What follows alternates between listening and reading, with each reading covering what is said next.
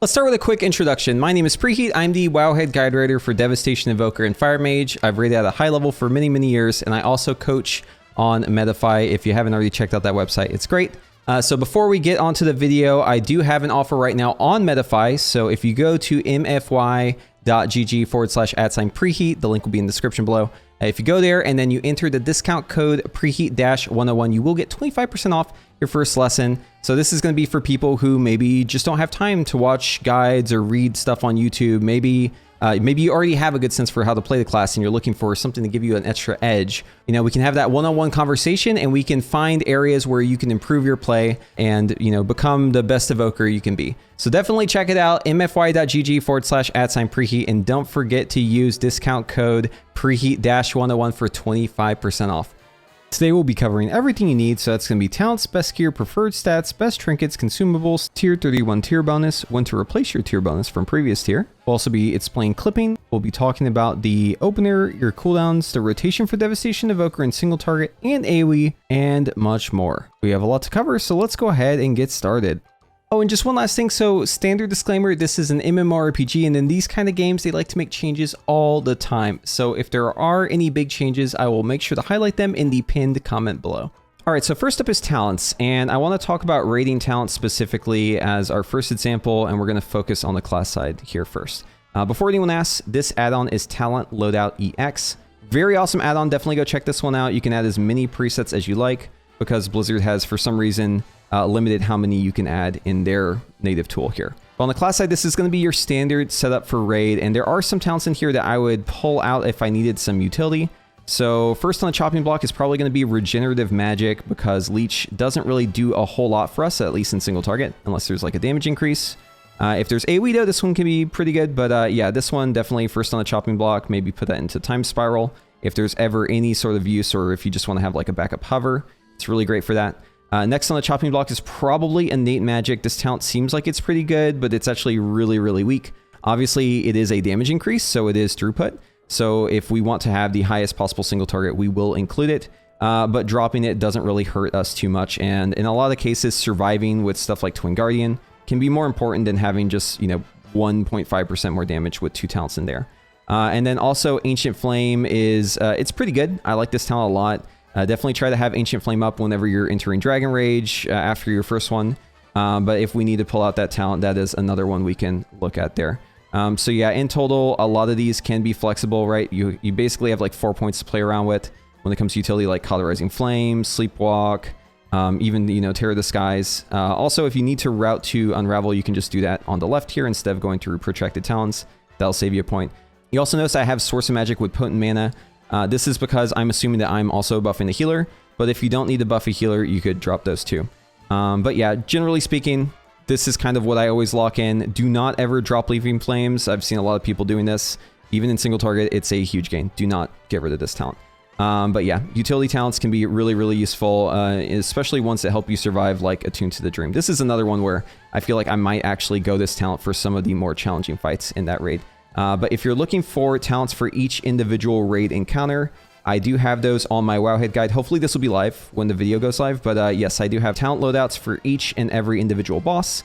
And I will make sure to keep these up to date for you, so you can just click there and import it and you don't have to think about it. If you want to know more about the talents, and if you want to really kind of dive into where there might be cases that we actually use other stuff, I have detailed all of this in my Wowhead guide. We're not going to be including this in the video just to keep it short, but go check it out there, or leave a comment if you have some ideas for something that you've cooked up.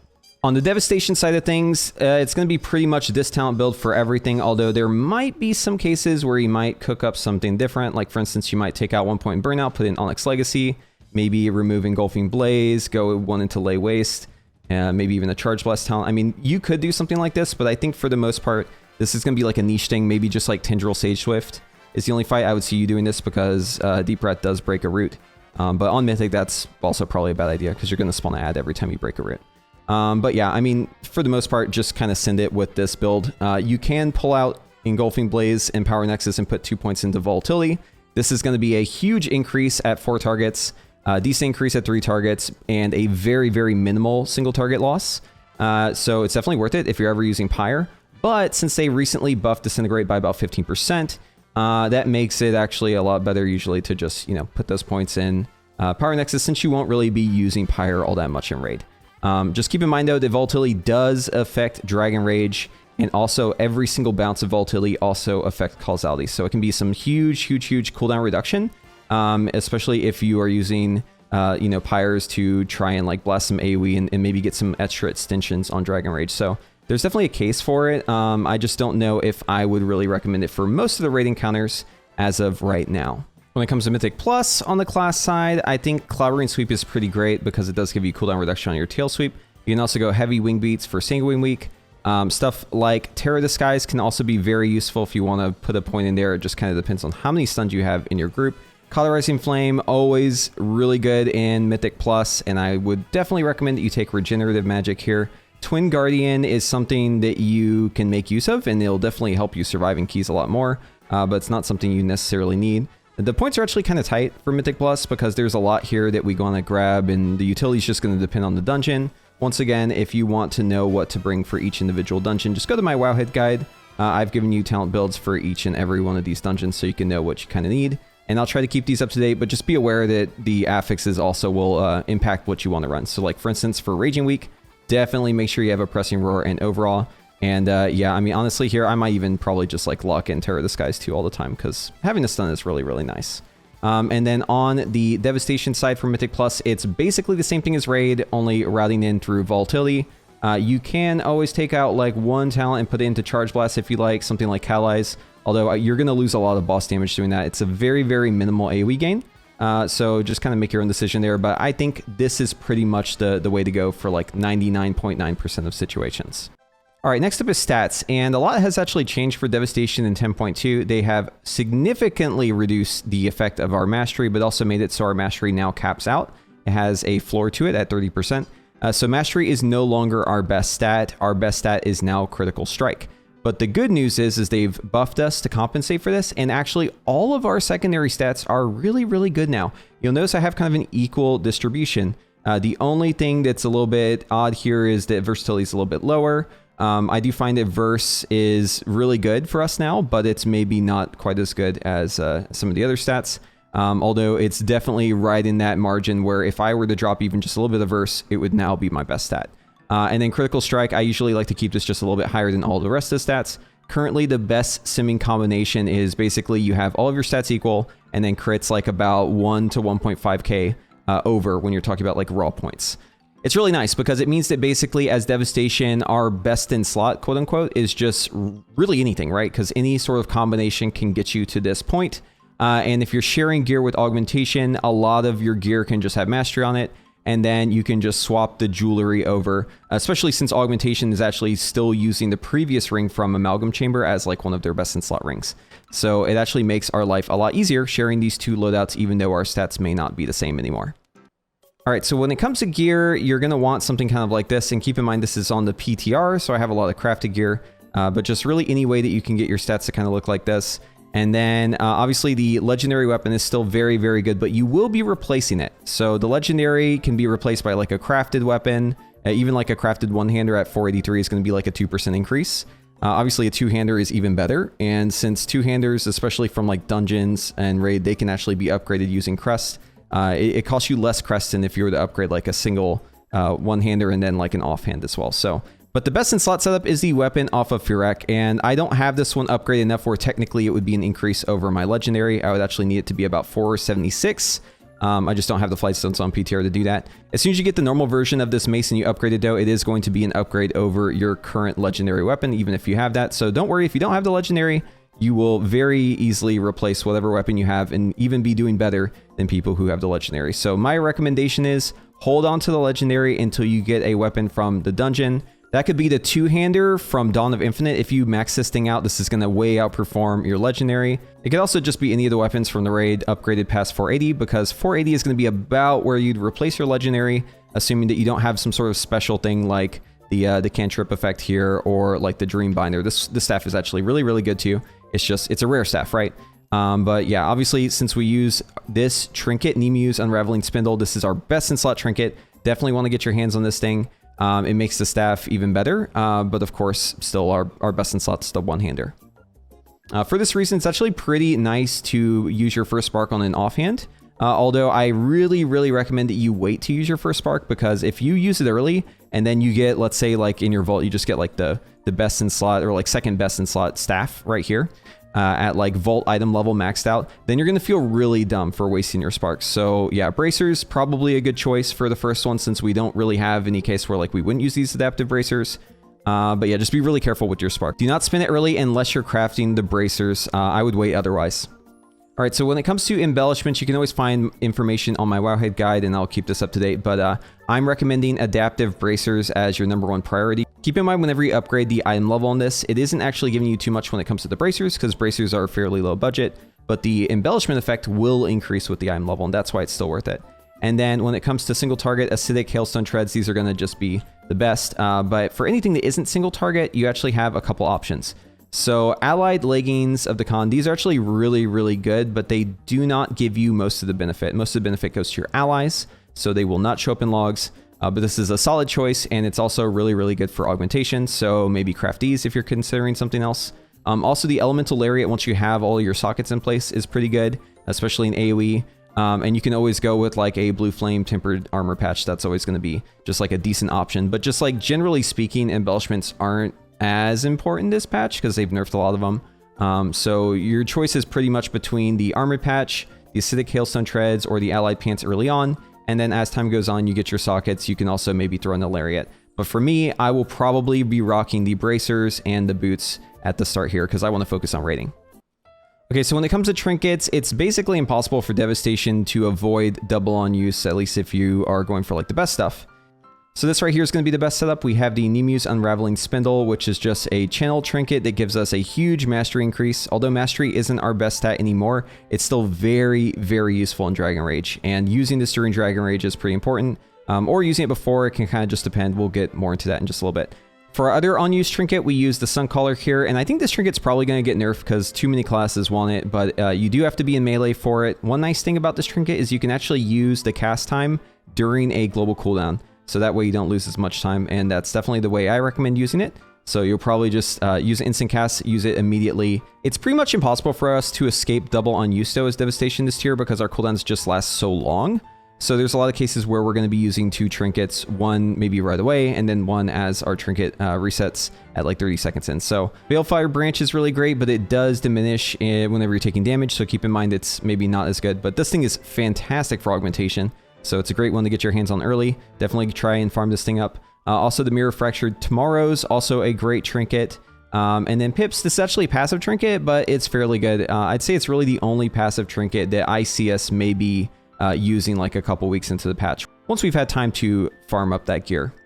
All right, let's talk about the new tier bonus. So our new tier bonus is about as strong as our current tier bonus, but because the item level is going up, it's going to be an increase for you to equip 2-piece right away.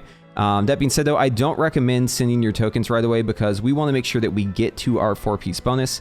And the best way to ensure that is to wait until you see what you get from raid and your splits or whatever else you're doing, maybe even your vault, right? When it comes to which sockets to use, it doesn't really matter because our secondary stats are all kind of even. We want to keep those evenly distributed. So just whatever gets you your 4-piece is the best plan. But if you're playing augmentation too, you probably want to not have the pants. So that's probably the best option there for us. And then if you're playing only Devastation, there's also a reason to maybe not have the helmet, which is you can farm up Mythic Plus endlessly until you find one with a socket. Obviously, you could use that in the Creation Catalyst and get one there. The flexibility there is really the benefit, not so much the numbers. As far as what our set bonus actually does, it just increases our damage in Dragon Rage, and that buff is going to slowly rev up to 25%. And then after Dragon Rage, we're going to have that buff persist for 25 seconds if we max it out, and we're going to get Essence Burst every 5 seconds. So it is going to make it really hard to not overcap on Essence.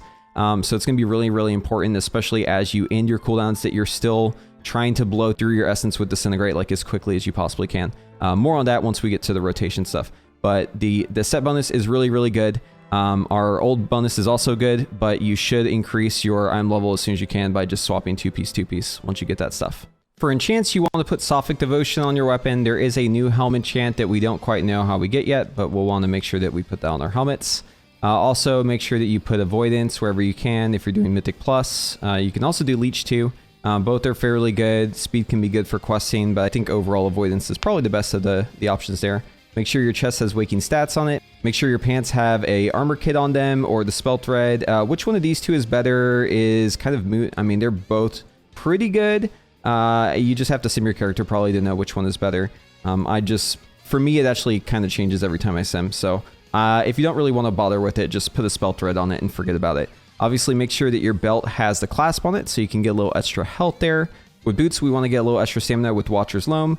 I think generally speaking, putting crit on your rings is probably the best way to go about this. But if you have a lot of crit and you maybe have some other secondaries that are lacking, like my current setup right here, I actually put verse on them just so that I could try and get that number a little higher since I'm already at like 5,200 crit. Keep in mind, secondary stats do have diminishing returns once they reach certain levels. For critical strike, it's going to be 5,400. For haste, it's going to be 5,100. For mastery, it's 5,400. And for verse, it's like 6,150 or something.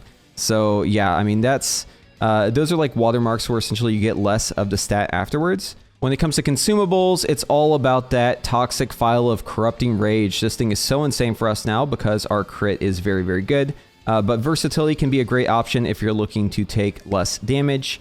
And then obviously make sure you have your elemental potions of ultimate power. And there are new healing potions as well. The Dreamwalker's healing potions. Make sure you go check those out. With the rune, it's really hard to say once again which one is going to be best because it just depends on your secondaries. But I think a safe option is just the buzzing rune.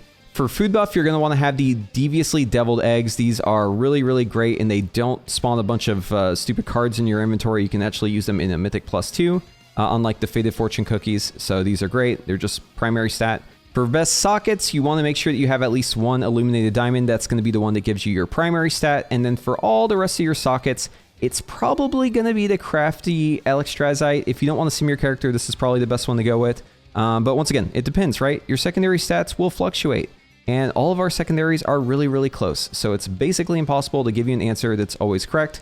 But if you don't want to look into it yourself, if you don't want to run any sort of raid bots, top gear sims, or bother with any of that, just send the crafty Alexstrasites and don't look back. Okay, so in the most simple terms possible, what we're trying to do with our rotation is just spend as many empowers as we can. That's going to be Fire Breath and Eternity Surge. We're also trying to make use of our Essence and our Essence Burst by spending that on Disintegrate. That's our single target spender, our cleave spender, and then Pyre is also another spender for like AoE if you have volatility.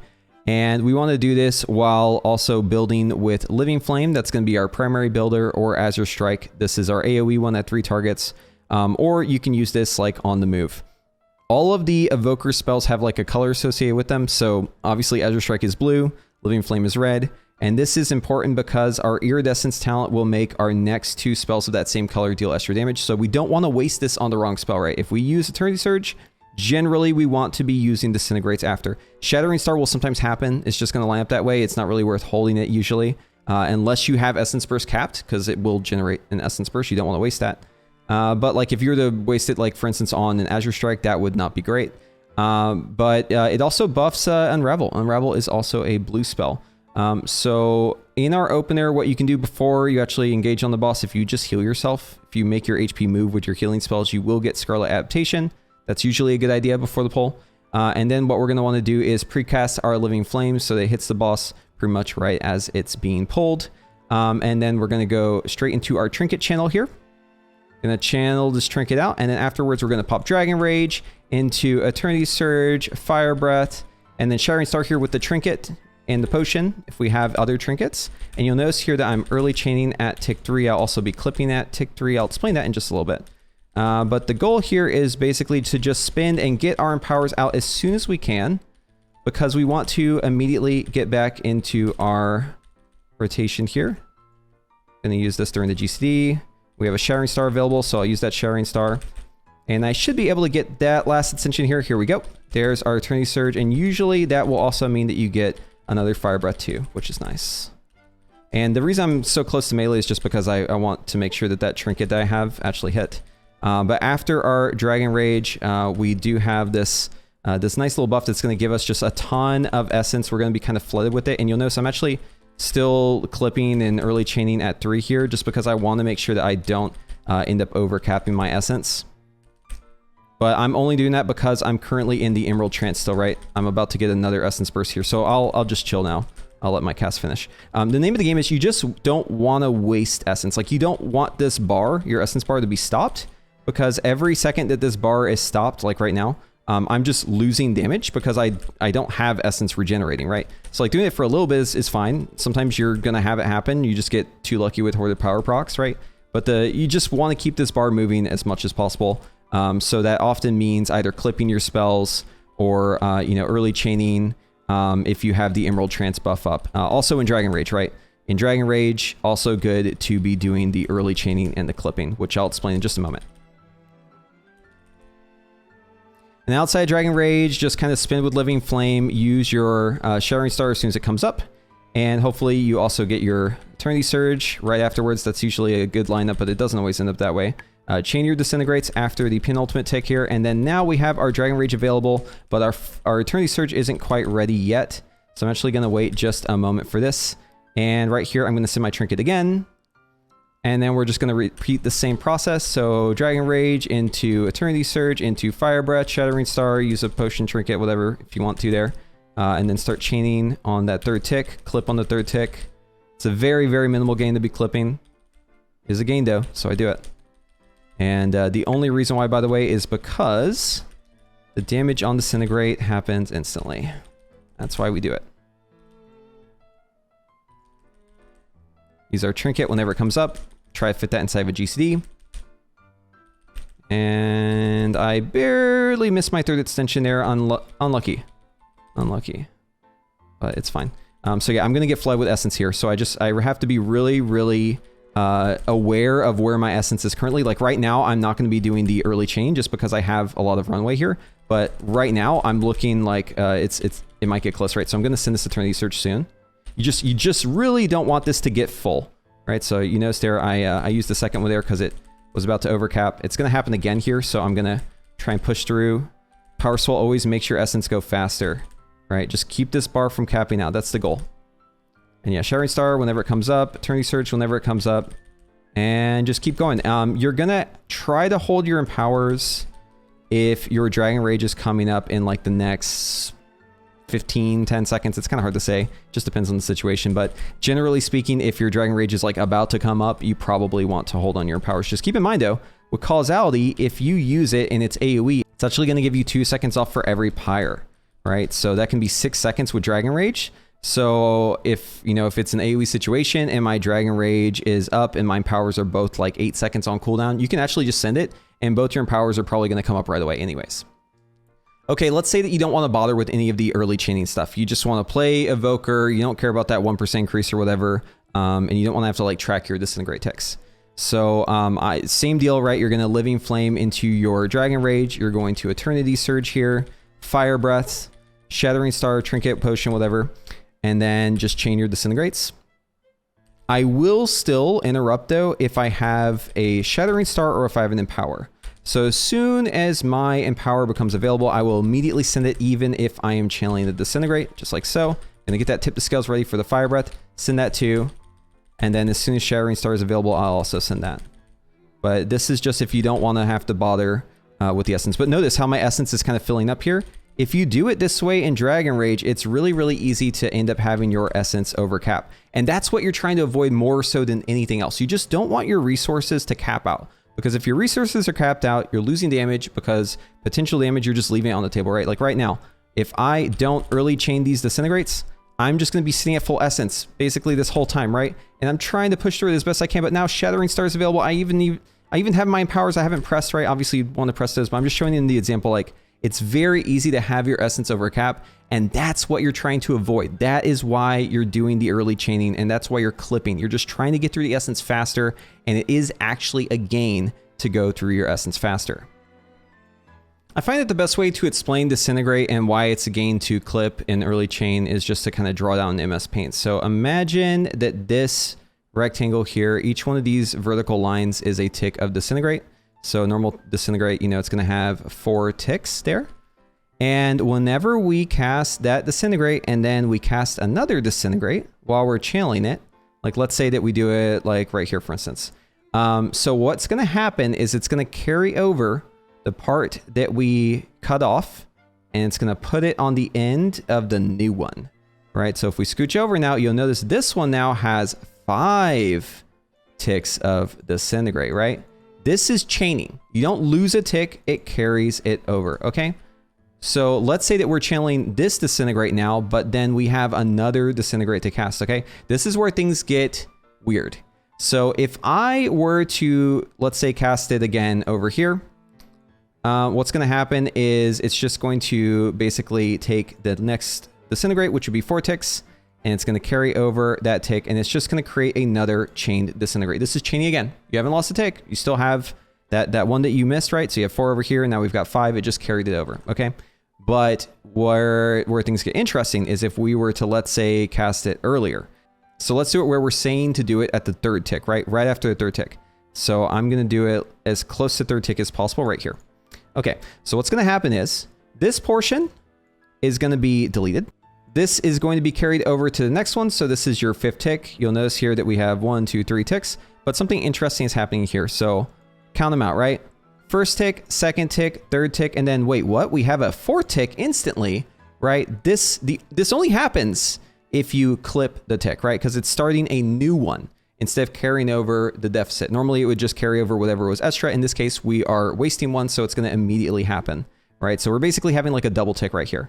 So if you look at this in terms of like how much damage you're doing in that window, like specifically this window right here, this is higher damage than if you were to chain 2 Disintegrates. The damage per execute time is higher here. The cost is that you're spending more essence. You're burning more essence and essence bursts. But in many cases, it doesn't really matter, especially if you're going to be overcapping anyways, it doesn't matter. So you want to do this because you want to get that little double tick.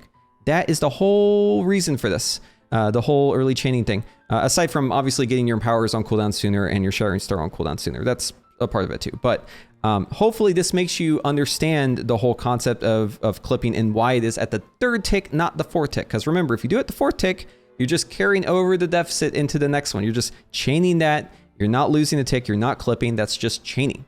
Okay. It has to be on the 3rd one. It has to be 1 early. But the only way you can get to that 1 early is if you have already chained it previously, right? You have to be in a situation where you already did the chaining and now you are casting another Disintegrate.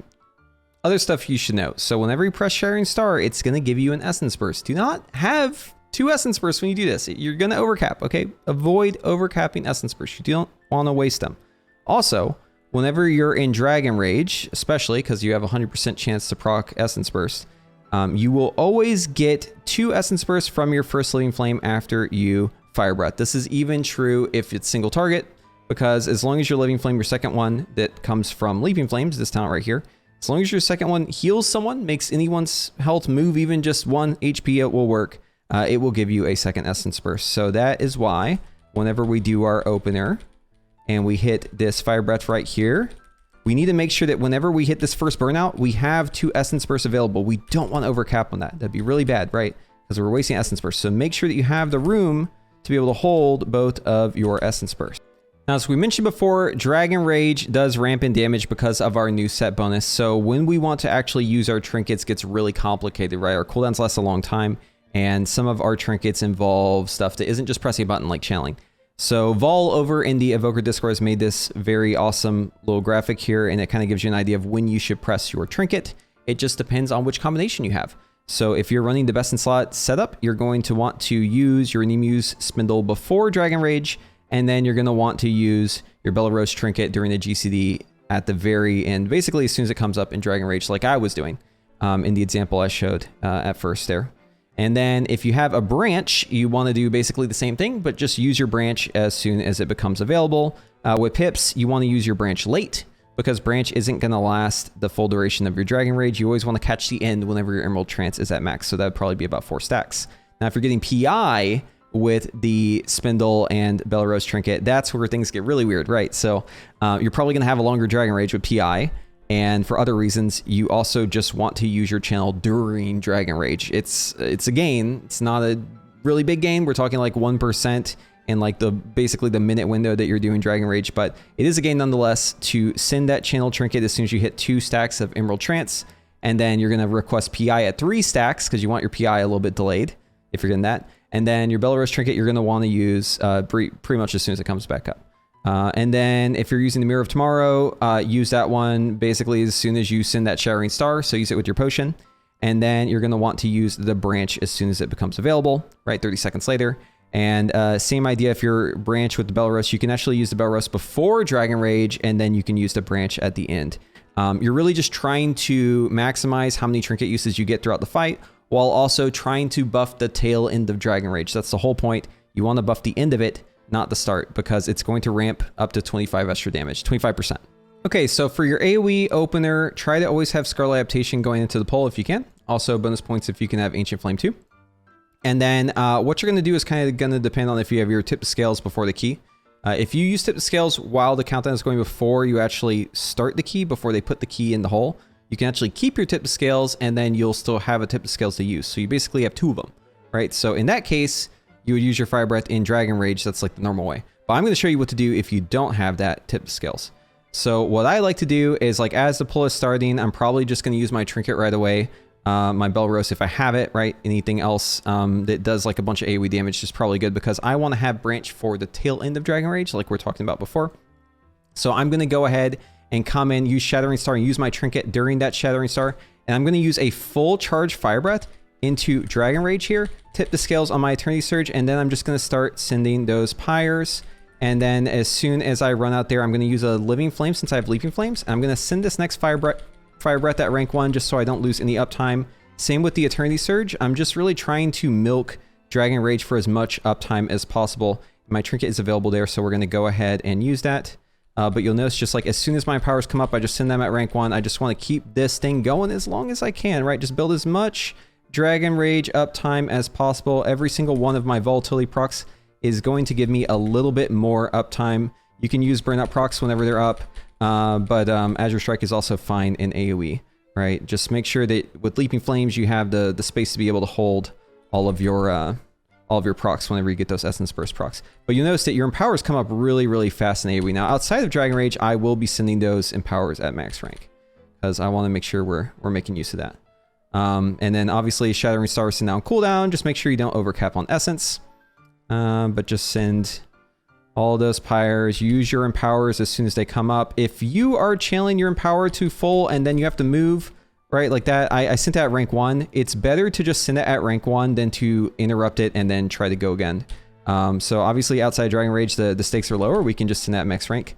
But yeah, it's not worth canceling the cast, because any cooldown reduction you get while you are in that Empower, it's actually going to start contributing right away. But if you move, then it goes away. So you basically wasted it then. But yes, that's the gist of it. I mean, send your Empowers at max rank whenever you can. No huge pressure though if you need to move or whatever. Just, you know, surviving is more important. Make sure you instantly send it and then move. And yeah, the whole reason why we're doing this thing where we send the Shattering Star before Dragon Rage is because we just want to get the Essence Burst early. And it's also a great opportunity for our Trinket too, since I'm using it to just send that like during the same cast. And then the Fire Breath at max rank is so that we get the Iridescence, right? For this thing right here. In this case, I'm gonna actually hold the tip to scales. But yeah, it's so that we get the Iridescence on that first set of pyres. All 3 of them from Dragon Rage are actually gonna benefit there. It's huge. You get a huge benefit from that.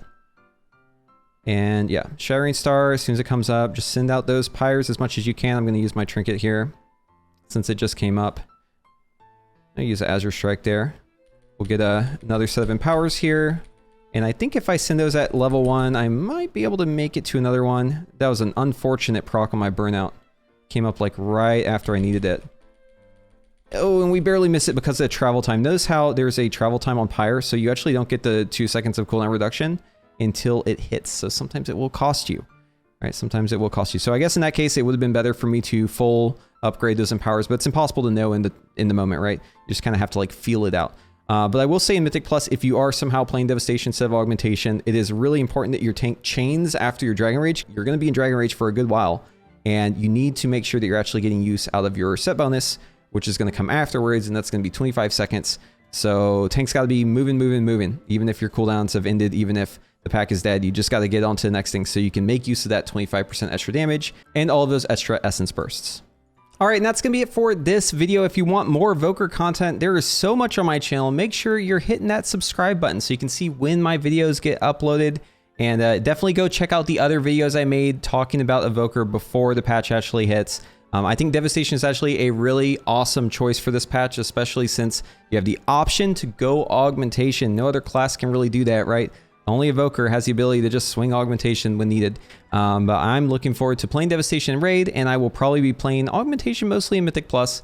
But hopefully I get to do some Devastation in Mythic Plus too. I do enjoy it. It's just, you know, Augmentation is just so good. But anyways, if you like this video, you know, putting together stuff like this, it takes a lot of time. So make sure that you click that like button and you also subscribe to the channel and ring that notification bell. And hopefully I see you in the next one.